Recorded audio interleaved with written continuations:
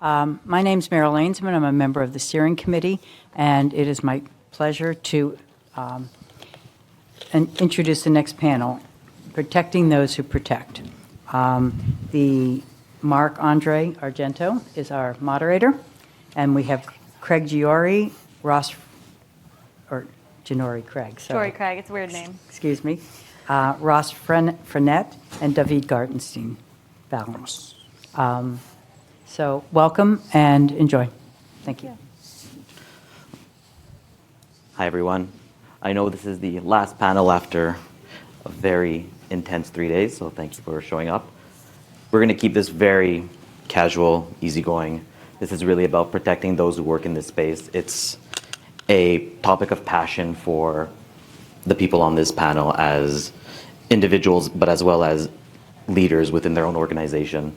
So we're going to keep it straightforward. We're going to have the panelists give a quick elevator pitch of how they protect those who work within their organizations, their space, what are the methods, what are the approaches that they use.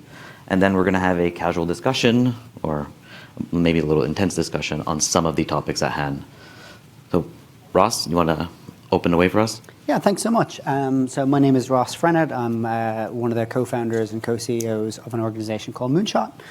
And I think, the way we think about this is you've got to have a twin track approach. It's got to be about process and culture. So there's a lot you can do, and we can get into the weeds of it. There's a lot you can do in terms of putting into place the right protocols, making sure you have the right healthcare, making sure you have the right research practices, but none of that sticks without a culture of safeguarding. And that is a much, much harder thing to do within an organization, and it's a much, much harder thing to do within a field which at times has had, I think, to be frank, a very unhealthy relationship towards mental health and exposure to pretty disturbing content. So happy to jump more into the weeds later on in the panel, but that's kind of roughly how we think about it. Awesome. Thanks, Ross. Jory, would you like to go next? Great. Hi, everyone. I'm Jory. I'm the head of elections and digital integrity at the Institute for Strategic Dialogue. And really many of the people at my organization could have taken part in this conversation because I have many colleagues that are passionate about this topic, and I think hopefully are working to contribute to the kind of culture that Ross mentioned. I agree entirely. It has to be both about culture and process. And I want to highlight a few things that we are paying attention to as of late that we're adding to the sort of multi-year effort that we've had around, like you said, making sure people have proper health care, making sure that we have mandatory trauma counseling tiered out based on what people at our organization are doing, making sure that we are promoting a culture, especially given we are a global organization, that matches the expectations in whatever country we're working in. I have worked in the US for about 10 years. I am now based in our London office, at least part of the time. Really different cultures. Really a different culture of being able to just say yes or no to a work task, and the pressure that people feel to stay online late and keep themselves busy. So without the subject matter, without the topic that we're even working on, in certain country settings, I'd say especially in the American context, there are really unhealthy workplace norms for young people in particular about what you get rewarded for in your early career that can lead to your success. And unfortunately, given a lot of us were in those unhealthy workplaces and did earn our success those ways, we have a lot of work to do kind of to unwind that, in particular in the US. The other thing we've newly paid attention to is just what we've been learning about the effect of social media and screen time on people in general, separate from the work we're doing, separate from the subject matters we explore. Already the fact that we're asking people to be on screens and in news feeds and spending time, simulating the suggested and recommended content coming from these bad actors and these harmful groups and these harmful ideologies, it's already a storm, a sort of storm for these young people in particular. And in the pandemic, many of these young people were living alone, and we were asking them to do these jobs. And they're young people. We learned in one of our earlier panels about the adolescent brain, which really isn't fully formed by many sort of agreed upon experts until 25. Well, lots of the people who come to our organizations really excited about studying extremism are under 25, and they live alone. And they've been on these platforms all their lives. So these are new challenges that even as leaders I'm digital native myself, so I'm not that much older than them, but we've had to really aggressively think about them and advocate for the leaders above us to think about them too. because we know that the leaders who are from a different generation who maybe are not digital native won't be thinking about them. And I'm happy to also talk more about what we would like to see from the donor and philanthropic community on this subject matter, and the education that needs to happen there too later in the panel. And David, tell us about what you do with your team at Valens. Thanks, Marc-Andre. I'm David Gartenstein-Ross, founder and CEO of Valens Global. And I like what Ross said about a culture of safeguarding. That's what we try to promote at Valens. Some safeguarding is physical, preventing people from getting doxxed, recognizing that our work can be dangerous. We've touched on mental and emotional, and that to me is really important. I think that you can't change the world and make it safer if you don't make your own organization safer, and if you don't make your field safer. One thing that's been weighing on me lately is I think that, as I said, I had 3 minutes at the plenary. You had a little bit more time, Marc-Andre? Just a little bit. But what I said is I quoted Abraham Lincoln in those 3 minutes and said that a house divided against itself shall not stand. I think this conference calls on us to be better. And I think that looking out at how we relate to one another, in my opinion, this field frequently promotes bad mental health habits. It's a field, everyone I talk to, this is just below the surface, but I think it needs to surface and be discussed. Our field is riven by petty rivalries. It's riven by egos run amok.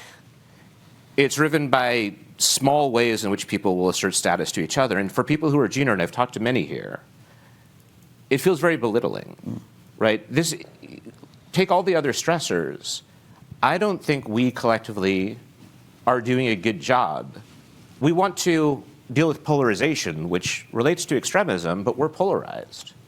We want to tell people not to be extreme, but we hate each other because someone has 2 degrees of difference about some obscure issue related to a militant organization.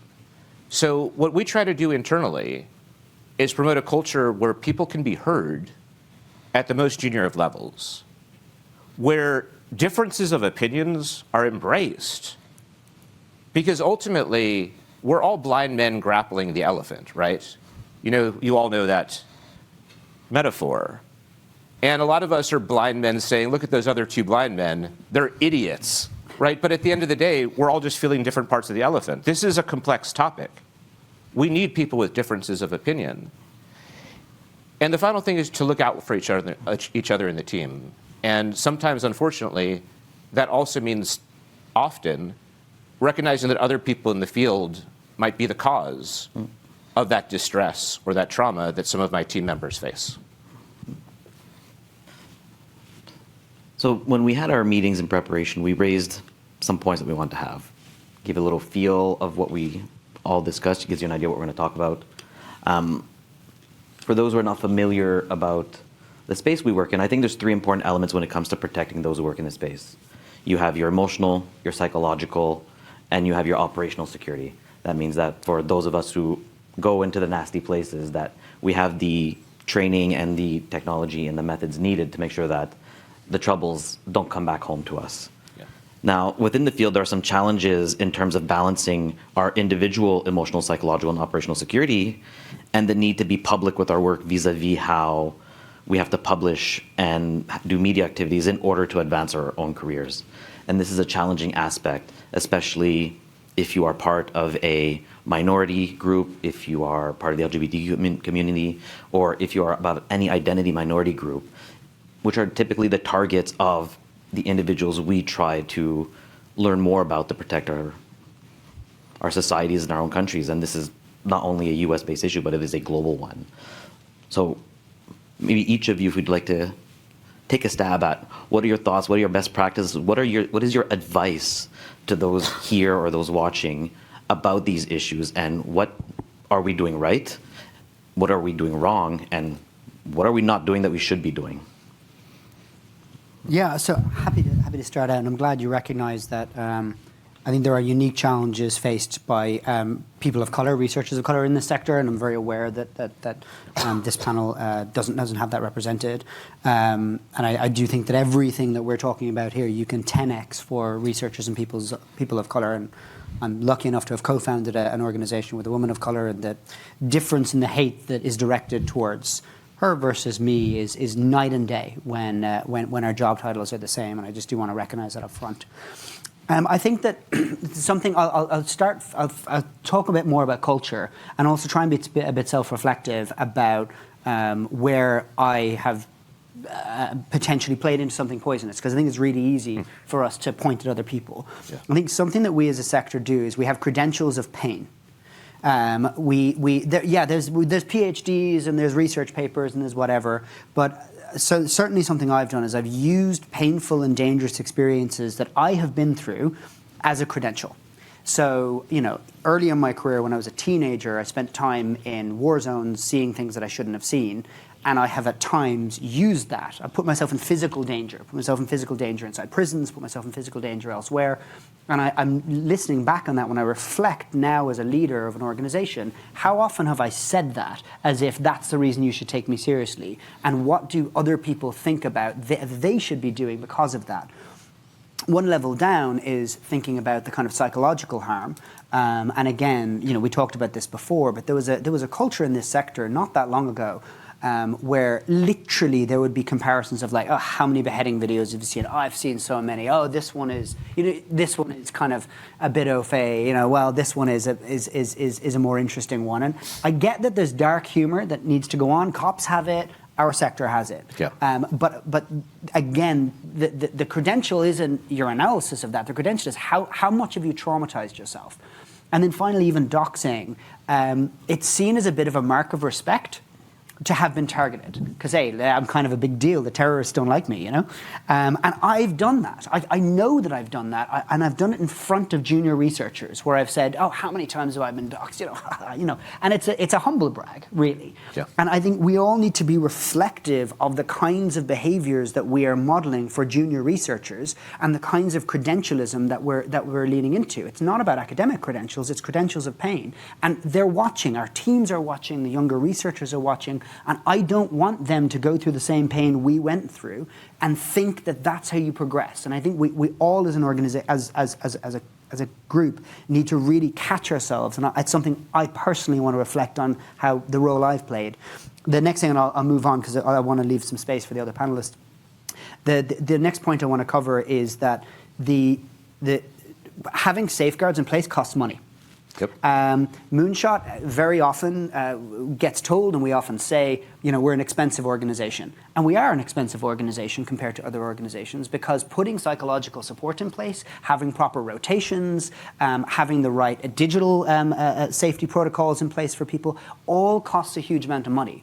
Which then means if you're bidding against an organization which doesn't treat its staff right, and the ultimate buying decision is who's cheaper, well, you're then getting undercut by those other organizations. So there's two reflections on that. One is, if leaders take this seriously, they've got to be willing to take a financial hit. And the second is, if funders take this seriously, they've got to ask the question, like, how are you safeguarding your staff? And they've got to mark on that basis, because that will then force the sector to change. Anyway, those are just some thoughts. Jory? Yes, I agree. I mean, just on that point, I think about the way that funding over time started to look at different applications for funding and require that there was a diversity point made in the piece of material. Really, I don't think that proposals should be allowed to go forward or considered something that donors should feel proud about funding, unless that they have used their position of influence to make sure that that work that's going to be undertaken has the proper safety protocols put in place for the people doing the work. It is wild to me sometimes when I'm looking and reading what I'm being asked to do, full-time monitoring of hateful fringe extremist spaces, full-time monitoring of how that information moves into the mainstream across a dozen different social media platforms. And then we want you to synthesize it on a regular basis to deliver it to different audiences. All these audiences have different knowledge around the space that you're monitoring and a different understanding of what they should and shouldn't do with that information. So we wanted you to tailor that. And we want you to do that with a couple dozen people who have just graduated college. I mean, that's absurd. Which leads to a second point. It is a pet peeve of mine when people in our sector say things like, oh, well, we're just a scrappy, under-resourced organization. We're building the ship while we're sailing it. Well, geez Louise, we're going around talking about how urgent the situation is, how problematic and scary the world is. And then we're telling our team that we're going into this battle with a ship that's not built? Come on, that's so awful. And I just think we owe it to them to try a little harder to build our ship properly and insist that in order to do the work, we would like to have a fully functioning ship. So it is a little bit about what is accepted and what is the conversation happening between funders and the leaders of organizations. I agree the cost is higher for a person of color to be in this field. The cost is higher for a woman to be in this field. By that measure, another thing that people who are deciding how they're going to evaluate whether an organization is one they should get involved with or partner with, don't only look for how many high-flying influencers do you have on your team. If you look at the people with large Twitter followings in this space, they're often white men. In part, a lot of women and a lot of people of color make choices that they're not going to be high profile in this space because it puts their families and themselves in jeopardy. And we shouldn't be making them suffer financially or by way of who they get to partner with based on that. And that's something that's going to have to happen at the cultural level. And then an idea I want to put forward, and I don't know if I'm saying too much, but I kind of want to put a lot out there and see what the other panelists pick up. We talked about this on the prep call. How do we get to a place where maybe we're all understanding that we're either putting money into a fund that's dedicated to this and supporting the space at large, or we're all sort of having the same line item and budgets that you expect to see when we're sharing things around. So I'd love to talk about like collective norms that us as a sector can put in place.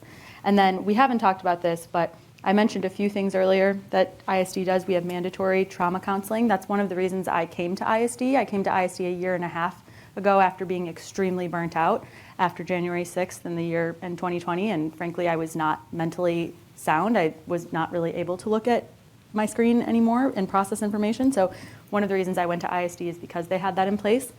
We also have processes for how much rapid response off hour work people are allowed to do, and rotating them in, as you said, about like who's getting summoned, because when there's a shooting, depending when it happens, we don't want to create a culture that it's like whoever's online, whoever's willing to drop what they're doing, doesn't matter what time of day or weekend it is, gets the reward for doing that. That shouldn't be an expectation. And then similarly, just again about the experience of being on screens. I mean, a lot of people, myself included, I've had to work to not do this, but a lot of young people in the space, they wake up and they turn over and they look at their phones. All day that they're with their phones. When they're on their phones, they're on their computers. If you're sending around content without any context, without like, oh, hey, did you see this? And then you click on it and it's a beheading video. I mean, like the slow, repetitive harm that can do over time is so significant. It can be harmful even if it's not a beheading video, even if it's just a notification that makes them feel like my boss is messaging me. I need to be responsive. And so that is not something that I'm an expert in. It's just lived experience and something I'm trying to be mindful of as I seem to be put in a position where I'm overseeing younger people or just people in general.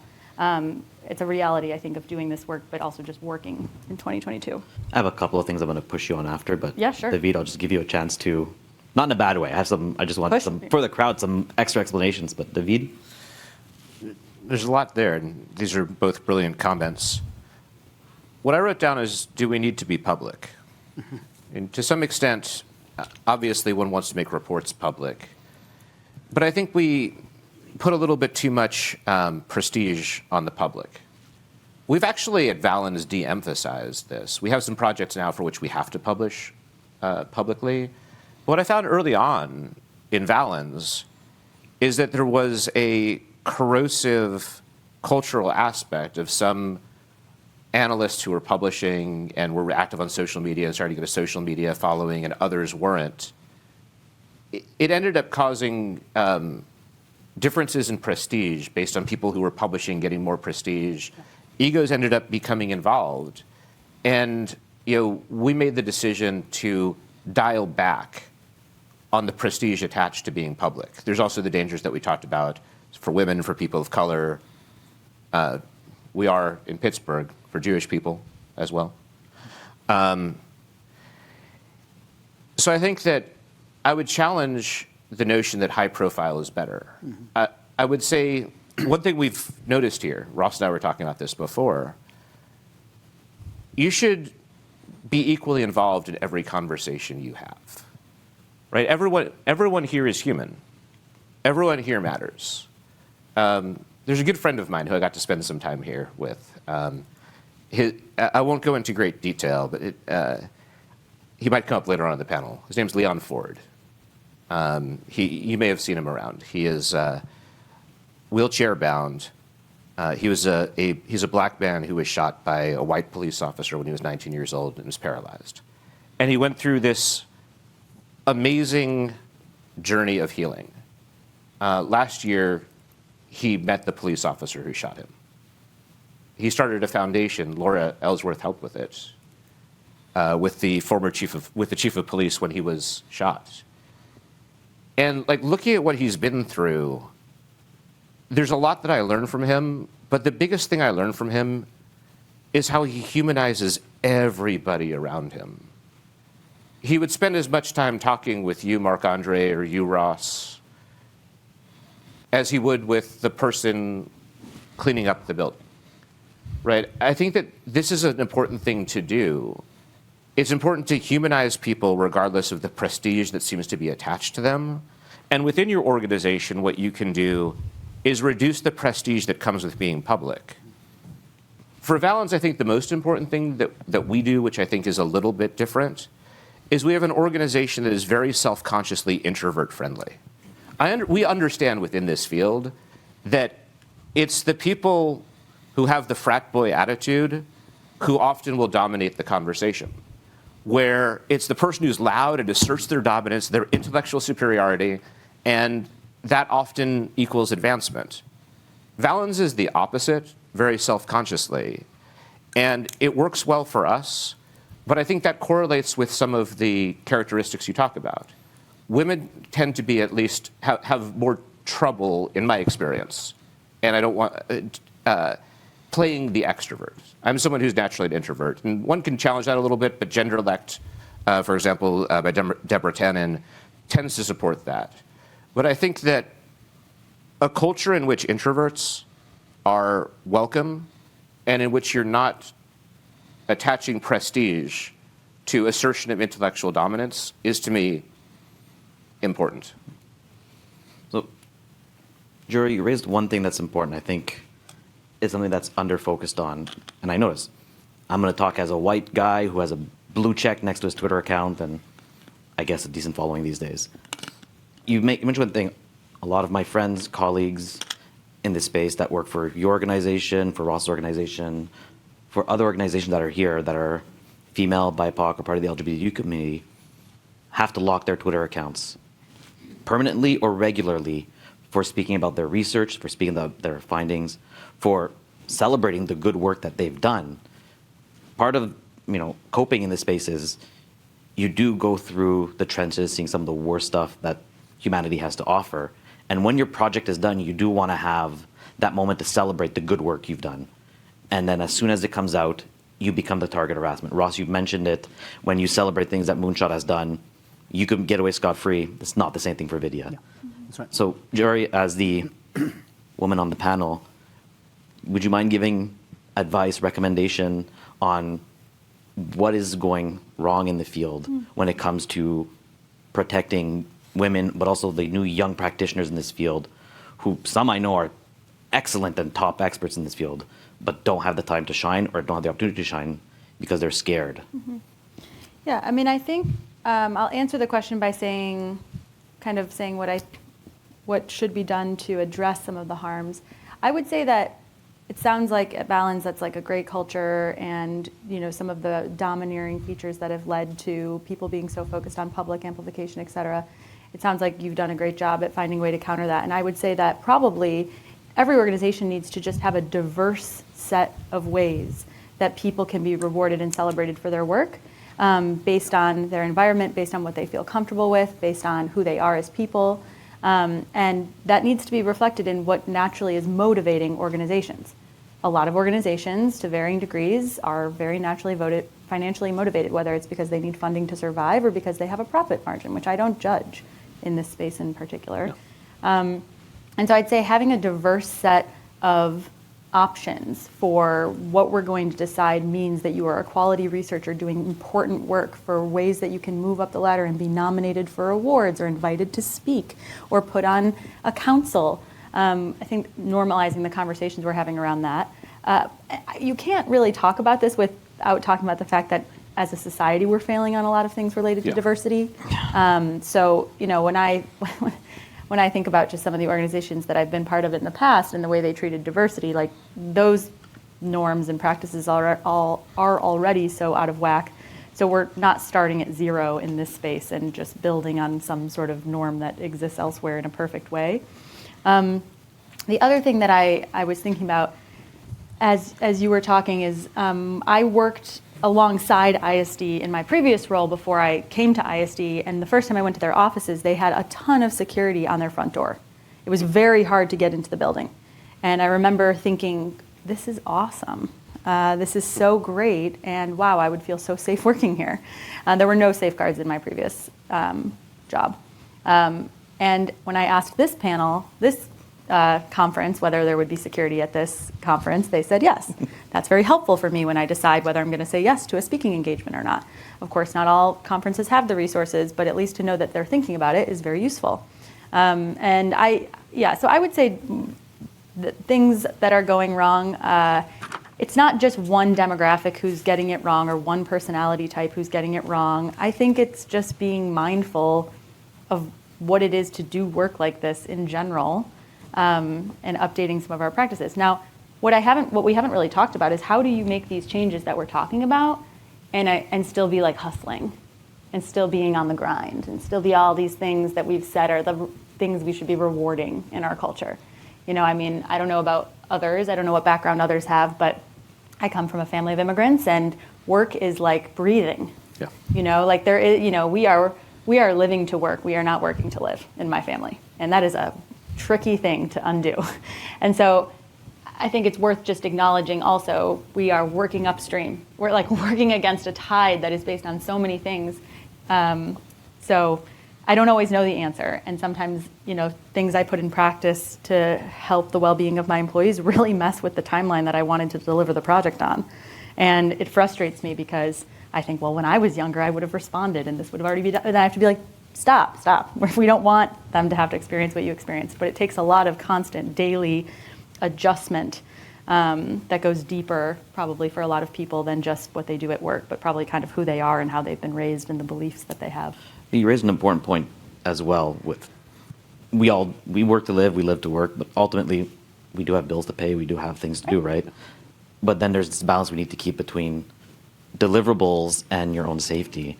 And it's not only looking at just people of colors, but all of us are getting to a point or have gone to a point where we have families or we have partners or we have things. And the threat in this space, as we're looking for violent extremists within our own domestic landscape, it's not the same thing when we were looking at ISIS, where we're looking at enemy abroad with potential of attack here. But when we're looking at this community now, the threat actors are a door knock away, a drive away. We've heard Scott Payne talk about what the base was doing and how they were looking to target a family and how they were coordinating and traveling to do that. There is a reality behind there where a lot of us don't talk about the best part of our lives, or we don't talk about our partners and our families, because in reality, that's also a vulnerability we have. And the challenge in this space, and you brought it up, where people will come out of university and college and they've received no training at all. And the onus really falls on the organizations or the funders to think about it, but there is no culture of acknowledging that we need to protect the psychological dimension, the emotional dimension. The operational security training is not there. I mean, some of us have gone to university and passed IRB or ethical approvals for research that definitely should not have been done because we are not taught how to do this.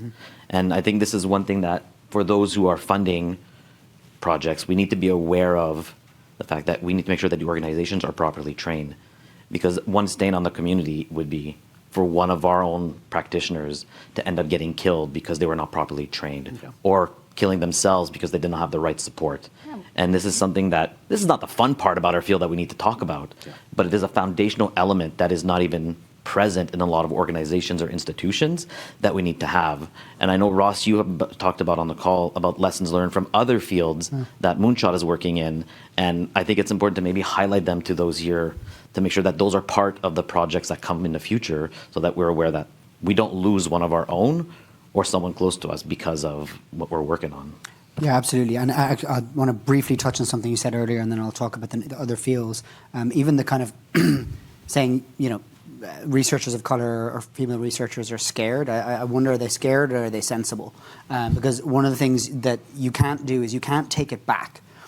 Decisions I made in my early 20s to be very out there and to be reasonably known among these communities are still reverberating now. It means that pictures of my kid don't go anywhere online because I'm scared that my family would be hurt. And that's a decision I made 15 years ago, but it still reverberates today. And I think about that all the time, about these decisions that are made early in one's career that just cannot be undone. And that'll follow many people here for the rest of our careers and the rest of our lives. And that's, something that it's a price we're willing to pay, but I want to make sure is that the 22-year-old researcher starting really understands what it is to put yourself and put things out there. And I'm not sure they do, and I'm not sure we serve them well by kind of bigging up, and I'm coming back to where we said earlier, but bigging up the stuff we... Can I add just before you pivot to your other point? I just want to build on that, because I think it's not only about, making sure they understand how to keep themselves safe. Also, how can they be the most strategic? One of the reasons that I don't like to brand myself is so I can be a trusted messenger with more spaces than the brand I develop online. Yeah. When I go home to the Midwest, I consider myself a trusted messenger for my very purple community. They perceive and they trust me because of how I'm able to speak to them and relate to their issues. If I only was building a Twitter following for the people in my space, the people in my professional space, and I was known for that, I would no longer be trusted with certain audiences that we talk at this conference about desperately needing to reach. So I would like to maintain the ability to be a trusted messenger to some of those. So it's not just being sensible or just being, safe. It's also being strategic in many cases, thinking about what kind of person you want to grow into. Yeah, absolutely. And you mentioned about other sectors. So something that is maybe worth sharing is Moonshot. We started out as a counter-extremism organization, but we now look at organized crime. And one of the things we've looked at in the last 2 years is child sexual exploitation. That was the one thing that as a terrorism researcher, I always said, well, I will never do that. But we have moved into that space now. And it is in many ways... countering it, to be clear. Yeah, indeed, yeah. In many ways, there's a huge amount we can learn, partly because of just best practice within that field, but also partly because of what is legal and illegal. Accessing CSEA material in the UK, for example, is illegal across the board. Now, you can get a particular carve-out by the prosecutors to say, if it's accessed from this network inside this room, we will not prosecute because we know who you are. But it is still technically illegal, which means our researchers on CSEA cannot access this stuff from home. It is against the law to access this material from home. They cannot access that room, the secure research room we have, without at least one other colleague being present. It's a kind of co-monitoring. Their screens are recorded at all times. The screens are in black and white at all times. There is compulsory counselling that comes with that. And all of these things were legal requirements before we were even allowed to start doing this stuff for some of our government clients. So I do think there are other sectors that we can and should learn from. And elements of this sector are getting much better. I mean, ISD has shown great Valence has shown great strides. But there are also lots of researchers out there still viewing, material on their phones at home over breakfast, that's. It's not just unethical; it's also long-term dumb. Like, even if you don't care about your staff, actually, this is a really complicated sector. It takes a really long time to train a good analyst. It takes a really long time. You can take a 22-year-old out of college and send them into an ISIS channel or into some fascist chat rooms, but they're not a good analyst until they really understand this stuff. If your analysts are constantly burning out because you're psychologically damaging them again and again and again, your training costs are going to be higher, and the quality of your output is going to be lower. So there's even if we put ethics to one side, I think there's a role here potentially for regulation that exists for CSEA, and secondly, I think in the long term you're actually likely to make less money and do worse research if your entire workforce is traumatized, and it seems obvious, but it's still the business model that we operate on. So I'm looking at the clock, and I do want to get to the audience because questions and answers are important. But I do want every single one of you to make a recommendation to funders. Your organizations do rely on contracting or your partnerships, and organizations will come to you and give you money. Now, as organizations, you yourselves have a role to set boundaries and expectations. But I think for those who are affected by the violence or getting into the field or might not be familiar with it and want to start funding projects, what would you recommend to them? What do we need to change? What do they need to do to fund researchers or organizations in a way that is safe and ethical? It's a really interesting question. I mean, obviously some recommendations have been made here already about what a funder could look to before funding a particular project. I think the way I've always looked at it, I've always seen the onus as being on me and not necessarily on the funder. That may be the wrong way to look at it. The way we tend to look at it, all of our work, we do some grant work, but most of our work is contract-based. And what we always want to make sure of is that we're providing, while protecting our staff, protecting our people, but that we're providing the best product that we can. I think, to me, I'm okay with that, I would say, right? That I think that I'm personally a little bit apprehensive of kind of constantly increasing bureaucracy. The cost is, we talked a little bit before, and I wrote it down, Jory. I don't disagree in most contexts, but I do in some others. The building the ship properly, as opposed to we're building a ship while we're putting it, while we're, with the way I hear it, it's we're building the plane while we're flying it. And that's an irresponsible thing to do when there's physical safety, when it's beheading videos, when it's child sexual exploitation. I think in other areas, it's great to build a plane when you're flying it. As long as the plane is above a trampoline and the fall isn't that high. And so I think that, to me, I guess the biggest thing for funders would be to fund ethical organizations looking out for their staff. But I guess I'm a little bit apprehensive of trying to bureaucratize too much exactly what the requirements are, including that it can stifle, in my opinion, innovation in terms of how you protect your team. Jory? I would say, having conversations between funders and organizations where you're looking for either a line item or you have some other metric you're using to assess the level of support that's being provided for the team conducting the work as part of the overall programming design.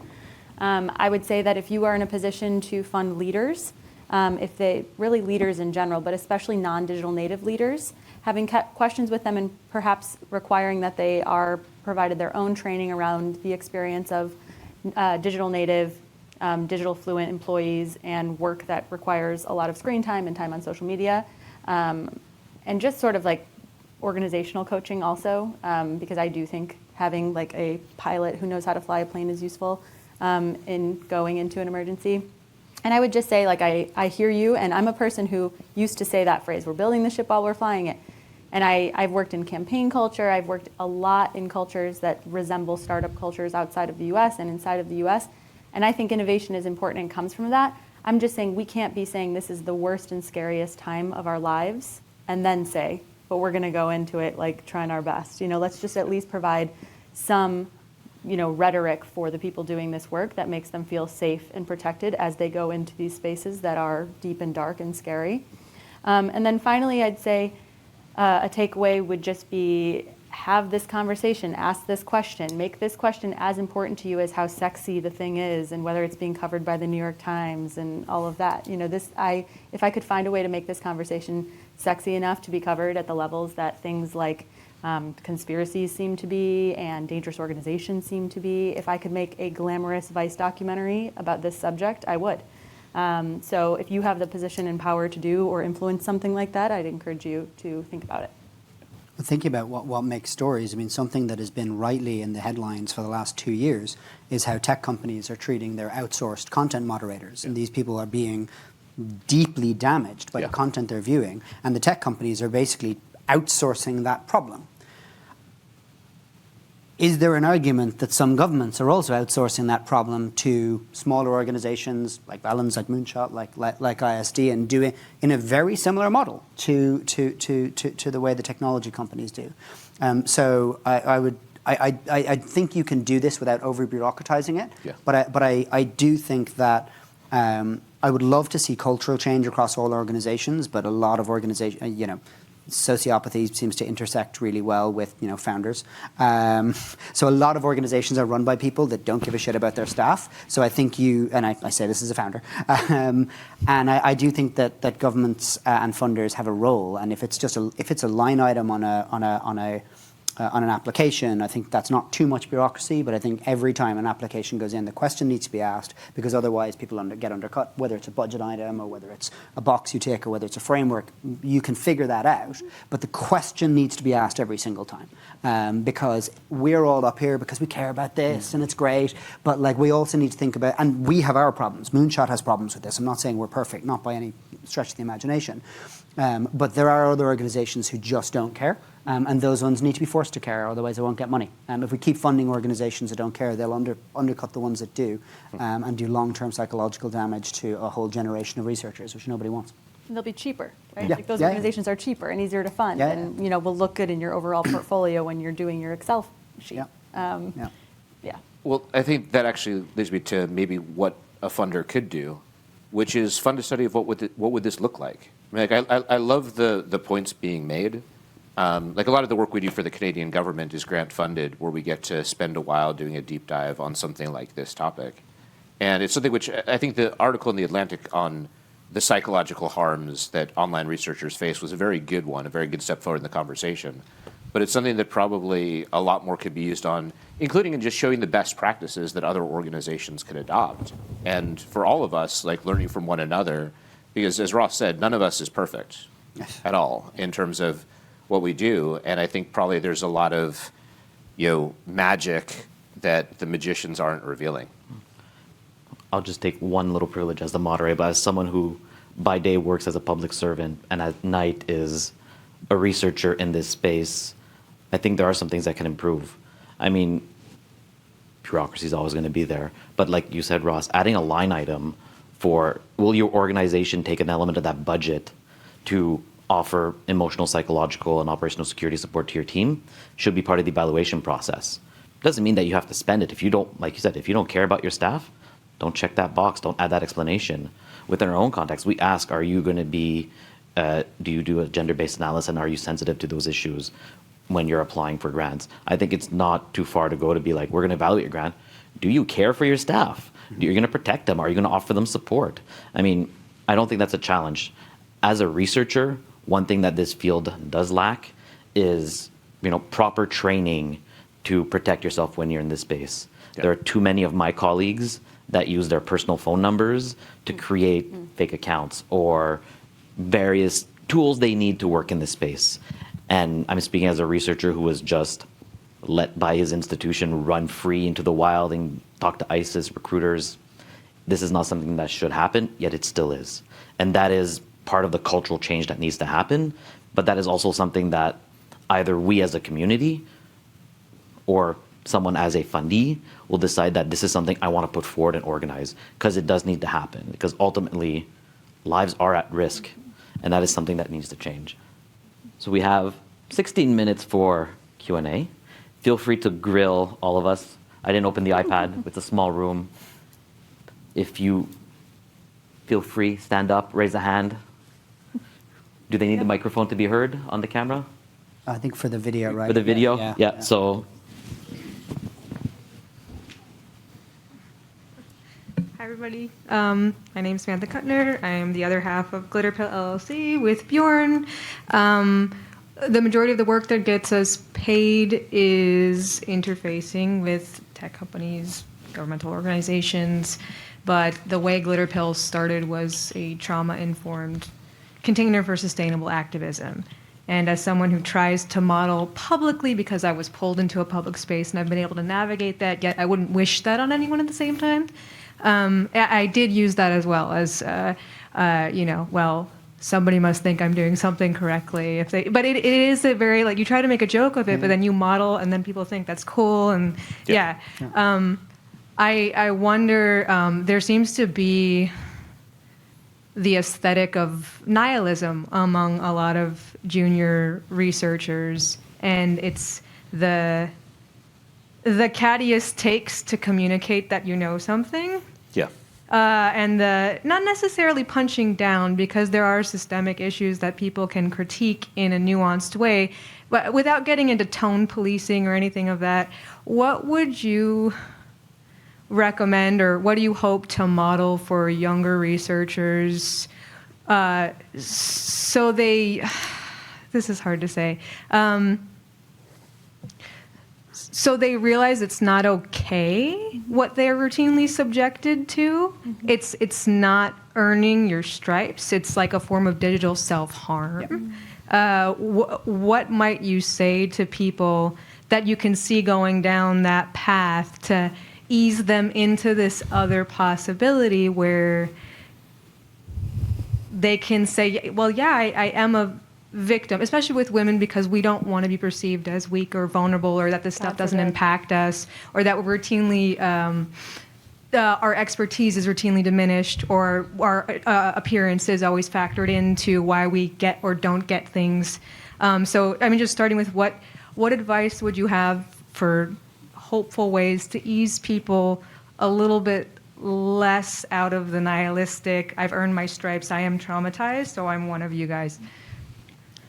Well, one thing I've noticed is that at organizations, especially research organizations that are not for profit, where resources are more scarce, I've noticed that upskilling on skills that are not research skills and kind of like management existing in a professional workplace are sort of put as the last priority. So you have a lot of people in managerial roles who have never really had any management training, have never really had a lot of upskilling that happens in other organizations because it's softer skills. And I would say at the start, acknowledging that and looking at those sort of middle level, senior level managers who maybe kind of grew up in this culture and are still modeling bad behavior, and starting there to kind of change culture at that level, because of course the role modeling that happens at that level is going to be important for the people coming in. And I think that, you can convincingly make the case to them that should be happening. I think also one thing, I'm working on this, in real time, right? We just hired a whole bunch of young people, and ISD US is a sort of new entity. We have an office in London and Berlin and it's been around for a long time, and we're expanding in the US. So in many ways, we're sort of an existing organization, but a startup at the same time. And so we're rolling out a lot of protocols that match the US environment.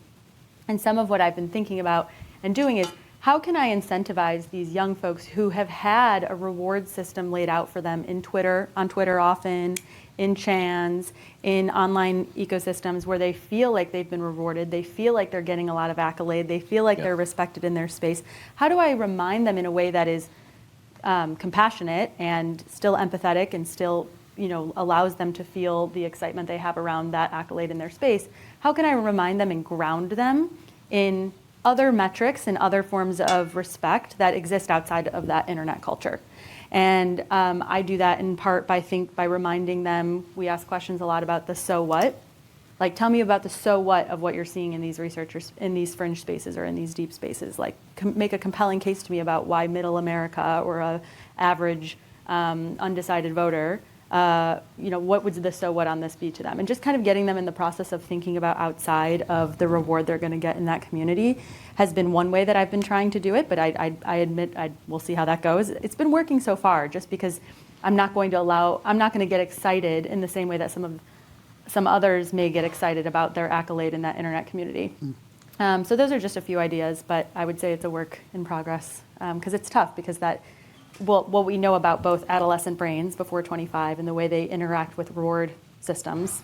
I learned this 2 days ago at a panel, which was very interesting. But what we also know about how social media takes advantage of all of our impulses and all of our sort of reward-seeking behavior. Again, we're going upstream. It's something we're fighting against that's very, very compelling in those online universes. So we'll see. I thought that was a really good and complex question. Jory, I thought that was a brilliant answer. I wanted to make three quick points, and some of them intersect with or play off of yours. So part of this is, what do we model? And I put three things there. One is just personally, back in 2017, just after reading an interview, I decided that I was no longer going to say anything negative about anybody on social media. And I've followed that since then. And I think just modeling lack of negative behavior can be good. I'm not saying everyone needs to do that. I think that social media without negativity is just not fun for most people. But that's what I personally do. Secondly, Ross and I were talking about this just before the panel. I was talking to NVIDIA and was a little emotional about how a researcher I care about was treated. But I think showing vulnerability is helpful, right? Part of one of our problems in the field is people don't show vulnerability. And I started by talking about kind of dealing with conflict, because we're a conflict-ridden field. Like, for me, a few years ago, the way I would deal with conflict is get embarrassed and avoid it, and like it would continue. The way I deal with it now is to try to be like my friend Leon Ford, who I mentioned before, and to compassionately deal with people, but deal with them very directly. Then the third thing is, I think, modeling it within the organization. I shouted out Leon Ford. I'm going to shout out my COO, Carolina Nina Ponsetto. Nina is the smartest person I know. And what we've decided is that the way you can model this is the organization has to model it as a whole. Like, we have a value, we're inscribing the values of our organization into a written statement, like based on what people see in our organization that we want to represent. And you have to have teeth. It has to be linked to advancement, right? Most organizations, and we've been that way for a while, they reward kind of performance however it's defined. And what we realize is we need to reward performance plus values. That if you have kind of the rising stars and the leadership all representing values and living them, then you're going to be a stronger, more resilient organization, where when people look to their role models, they're not just looking to, these are high performers with lots of retweets. They're looking to, the leadership in my organization exemplifies what I want to be as a person. That's what we aspire toward. I'm I'm going to keep you snappy, though. No, I'm going to keep it snappy. So I think pointing at role models that have not been public is really important. Vidya and I are both blue ticks. So I think pointing at role models internally that have progressed without doing that is one. I think openness is another. So genuinely talking about the damage that's potentially been done. So sometimes I'll open up people about PTSD and that kind of damage, although doing that without glamorizing it is still something I'm trying to figure out. And the other one is just quizzing people. So when someone has watched a piece of content, I remember an interaction not that long ago, about 2 or 3 years ago, where someone said that they'd watched a beheading video, and I was asked, why? What exactly did you need to achieve by that? What did you achieve? I said, well, okay, so you knew, with the write-up, you knew exactly what happened in that video. Then ask the person, would you watch a non-consensual sex tape? Say, of course not. Why? Well, that's a private moment. This is a video of someone being murdered. It's the very definition of non-consensual. And it's a video which was made with the explicit hope that as many people as possible would watch it. So problematizing the consumption of this material instead of valorizing it, and trying to place that kind of, put the ethics on the other foot and make people really think about whether or not this is something they should be consuming. Because there are people that would never consume non-consensual tapes in other ways that would consume this stuff. So I think it's three. It's having role models, being vulnerable, and problematizing the consumption. It would be the way we would try and do it, but lots to learn. Bjorn? The microphone thing. Valence is the only one of your organizations I haven't had the pleasure of working with yet. We'll figure that one out. But I've never worked internally in neither Moonshot nor ISD. There's a bunch of people who are kind of freelance, who fall outside of the organizational frameworks. And so my question is really on how do we as a sector create the frameworks to also support those who fall outside of the organizations? I'm also going to add a tag to that of conferences like this, and both ISD and Moonshot at least have organized similar events in different ways. There are survivors of attacks here, myself included. Some of those do not do this as a full-time job, and they are still here and being exposed to things that are both traumatic in and of themselves, but also because of where they are coming from into this space adds to that trauma. And so wondering how your organizations are working to make these spaces healthier for the freelancers, but also for the people who are really valuable in these spaces and require care even both during and after, for instance, events like this. Thank you. And snappy responses, because we're running out of time. Super snappy. One thing Sasha advocates for is a fund, and I don't know exactly where this would be housed. The fund would be to support the space on legal protections, cyber protections, and mental and emotional support. Those would be the three tenants. Money would get put in. It would be, available to freelancers and organizations alike. I was recently attending a conference where we were talking about gender-based online violence, and it was in large part women in the room. There were survivors in the room. They offered trauma counseling on site, and they also took meaningful breaks during the session. We did several breathing exercises. And they normalized it. They weren't like, now we're going to do it was like, we're doing this because it's important, and of course we're doing it. And then finally, I think that normalization of, on the part of, I'm speaking at an event, I'm attending an event. I can ask the question, even if I'm not a survivor, will there be support for the survivors in attendance? Will there be support for the people of targeted groups, et cetera? Those would be my suggestions.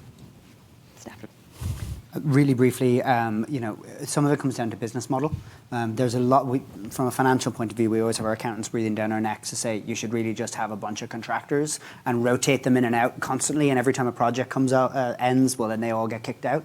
And years ago, Vidya and I decided that we wanted as much as possible to have people as full-time employees, covered by our healthcare, covered by our policies, covered by everything else. But that doesn't actually answer the question when you do engage with them. I mean, as you know, Bjorn, we've spoken a lot about paying people well and the need to do that. But I'd be open to maybe after the panel to deeper conversations. I talked about maybe government outsourcing this stuff, but maybe organizations like Moonshot also need to reflect, are we also outsourcing some of this trauma on independent researchers?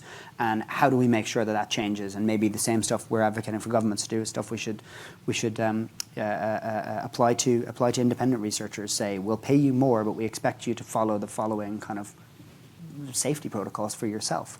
But we're not there yet, but I'd love to talk to you more about it afterwards. So quickly, because I know we're short on time, freelancers we treat as part of the team, meaning that they'll get research assistance when they need it. They'll get whatever it is that they need for the project. We tend not to give them traumatic work, so it's more that they're a part of our team.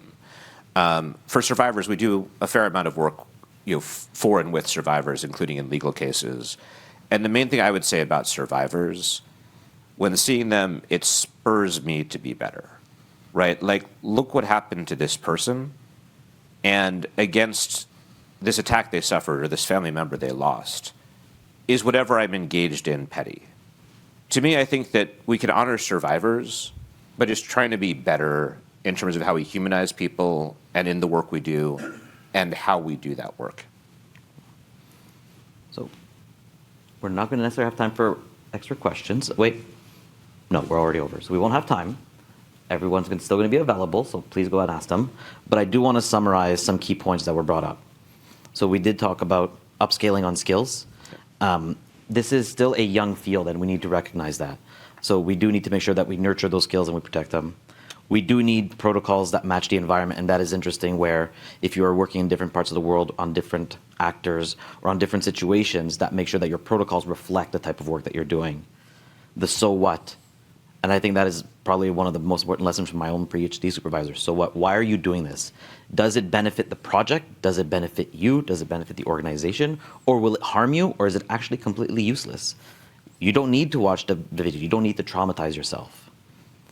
Modeling behavior, that again goes to building that culture within the company and growing it. The other one, as you mentioned, I like that idea of a fund. And I don't think it should be controlled by an organization, but it should, like ISD or Moonshot, but it should be something that's made available to support the freelancers in this space, the victims, or those who are giving their time to work this. So I think that is something that is important to consider. That could be an easy deliverable because I know Laura loves deliverables, so that could be one of them. And I think the other one is we need to start being more conscious about the ethical and security dimensions of our field. I think it's been taken for granted. I know within the time of other threat actors, a lot of practitioners did get training because of the fields they came in, whether it was from law enforcement or government or whatever. The younger practitioners don't have that. And it's something that some of us in the field are fortunate to have, but it's not reflective of the majority. Some of us take it for granted. Funders might take it for granted. And I think that's something we need to have the complicated and difficult discussion about to make sure that our friends and our colleagues are protected and we could keep doing the work we do. So everyone, please thank our panelists for their contributions. Thank you very much for coming to the panel.